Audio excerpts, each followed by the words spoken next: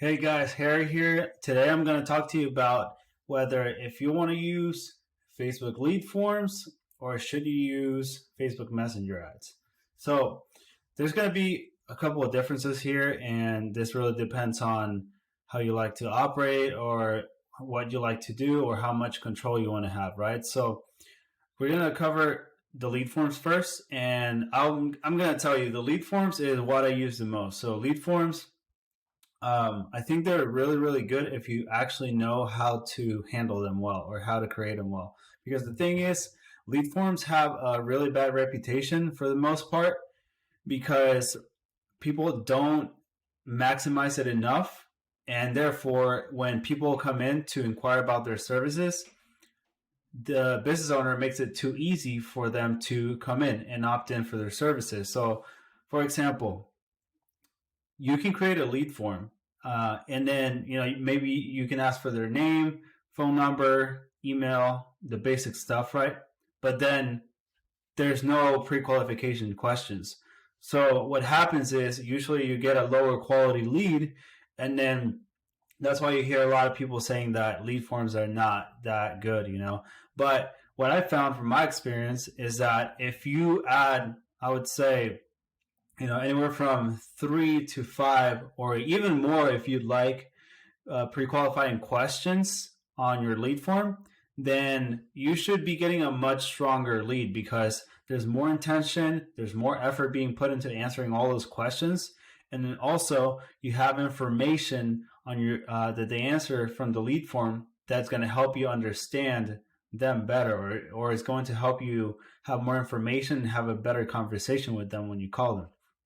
Now, the other thing with lead forms is that you have to call the lead as soon as it comes in. So the thing is, people are very excited when they, turn in their info because they're going to get, an estimate or a consultation, or they're going to enter your contest or any of those promotions. And the best strategy for that is being able to contact them within the first, I say that within the first 5 minutes because their excitement's going, and then they're usually on their phone still, within 5 minutes. So, if you have someone that can be dedicated to answering phone calls, right, in your office or calling leads and stuff like that, then 100% I recommend lead forms. On lead forms I've seen or $600 ad spend, you can see a return of, if you're a patio cover contractor, which is pretty much the niche I specialize in, or a home improvement contractor, if your sale ticket is anywhere from $6,000 to $12,000, I've seen, with the first time I ran lead forms for a patio cover contractor, they closed 4 sales out of $600, right, on that lead form, which each sale around the time was about $10,000. So, he made $40,000 out of $600, or $1,200. So, yeah, lead forms can work if you know how to handle them, which is like I just told you, right? The first thing you have to do is add some pre-qualification questions. When you create the lead form, do not select the volume option, select the higher intent, because that's going to allow you to ask a few questions, and also it's going to pretty much force the customer to review their information before they turn it in, and then call them as soon as possible, right, after they opt in. Now, messenger ads. Messenger ads are really, really good if you want full control over the entire sales process. So with messenger ads, you can set up an engagement campaign or a leads campaign, and then you set up the messenger as the form where they start getting in contact with you, and then all they do is click a button, and then they start a conversation, and then from there you can just take it on. You can just communicate with the customer, and then have some other questions you have over messenger. And then, I wouldn't exchange more than 3 to 5 qualification questions before you ask for their phone number. So what you want to do is maybe ask them a couple of questions that ensure that you can help them. So in this case, for example, one question you want to ask them is, for us to give you a better accurate estimate, we need to ask you a couple of questions. Is that okay? So ask for permission. They're usually like, yeah, that's fine. And then you ask, okay, what city are you located in?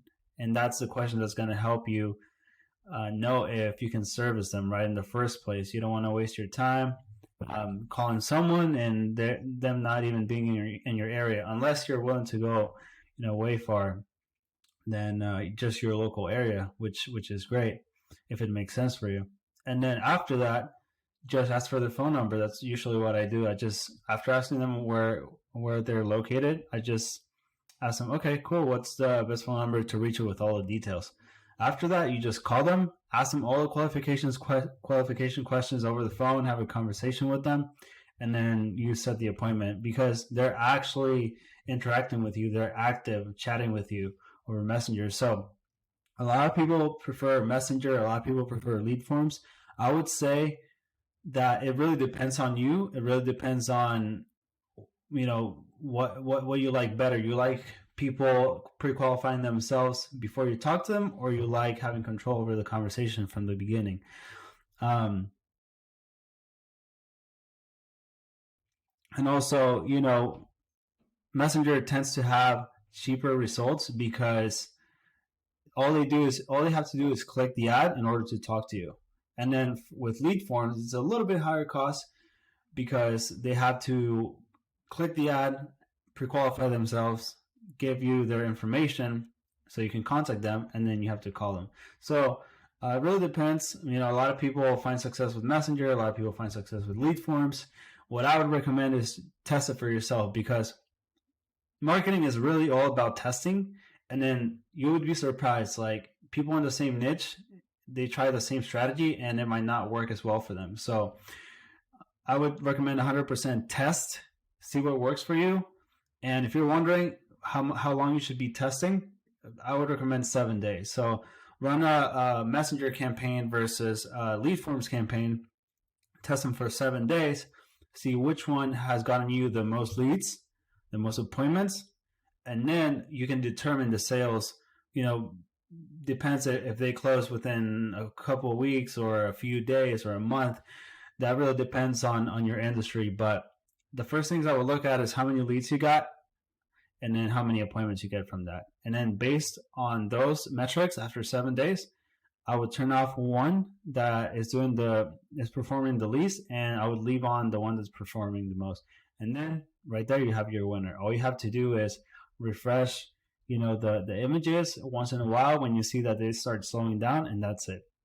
So that's what I found from my experience that works the best. So yeah, just decide for yourself. Like I said, I do lead forms most of the time. Facebook Messenger works really well, but I prefer lead forms just because people get to pre-qualify themselves. But you try it out. Go ahead and let me know how it goes. But if this brought you value, if this helped you somehow and clear some of the questions you've had in your head, just give it a like and then subscribe to the channel as well, because I'll be uploading a lot of content and a lot of advice that will help you in your journey as a home improvement contractor or a patio cover contractor. So thank you, and I'll see you next time.